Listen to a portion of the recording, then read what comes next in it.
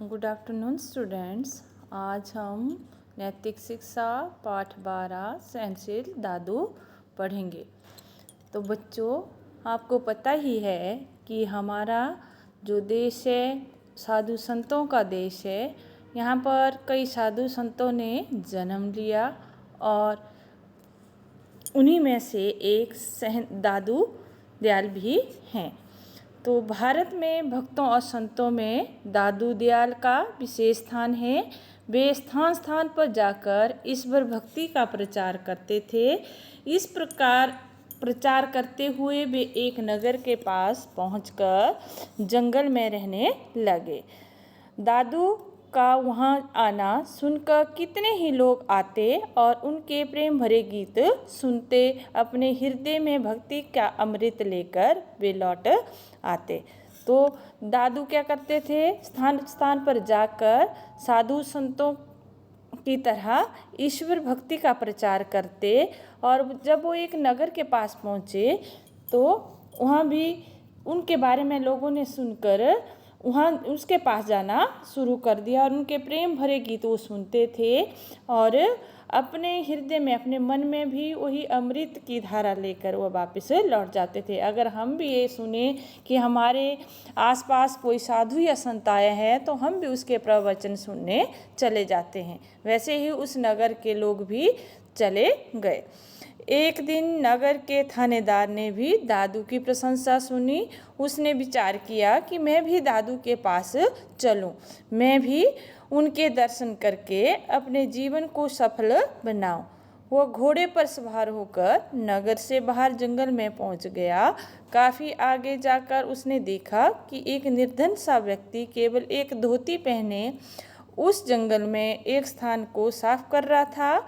घोड़े पर चढ़े उसने उनसे गरज कर पूछा, अरे ओ कंकले, क्या तू जानता है कि दादू भक्त इस जंगल में कहाँ रहते हैं? वह व्यक्ति चुप रहा, उसने कोई उत्तर नहीं दिया।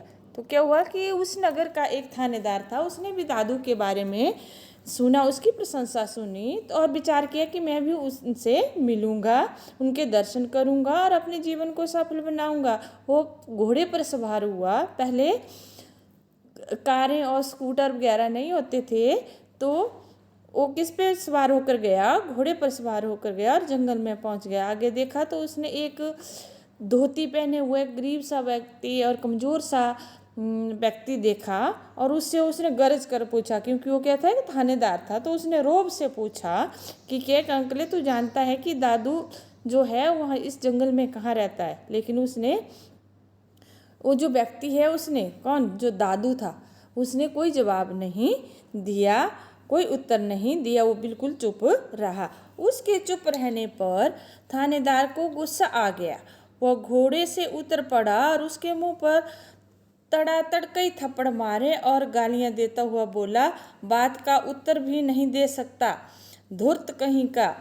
वह व्यक्ति फिर भी मौन रहा। थानेदार उसके सिर पर जोर से एक ठोकर मारकर पुनः घोड़े पर चढ़ गया और वह यह सोचता हुआ आगे बढ़ गया कि शायद यह गूंगा और बहरा है। तो क्या, अब उसको, जब वो व्यक्ति चुप रहा तो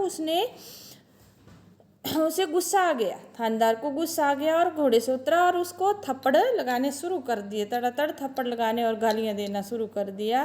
फिर कि तू मेरे बात का उत्तर नहीं दे सकता। और फिर भी वो जो दादू दयाल थे वो चुप रहे। और थानेदार ने फिर जब वो, उसने कुछ नहीं बोला तो उसके सिर पर एक ठोकर मारी और घोड़े पर बैठ गया और फिर वहाँ से चला गया और ये सोचता हुआ चला गया कि शायद इसको सुनाई नहीं देता होगा और ये गूंगा भी होगा।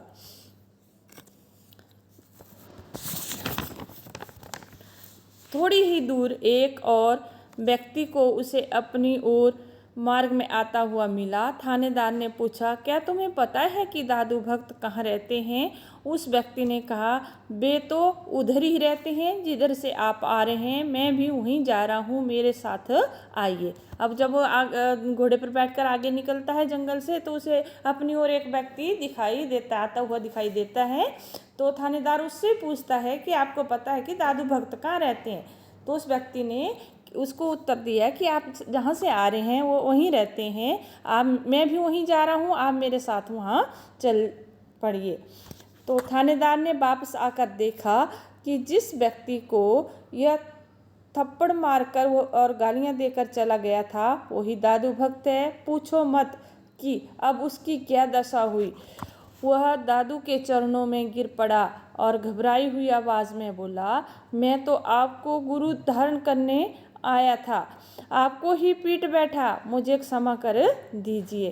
अब जब थानेदार ने क्या देखा, आकर देखा, तो उसे अपनी गलती का एहसास हुआ कि उसने जो बिना सोचे समझे गलती की थी, कि जिस दादू भक्त से वो मिलने आया था वो वही व्यक्ति था जिसको उसने थप्पड़ मारे थे। अब पूछो उसकी क्या दशा हुई।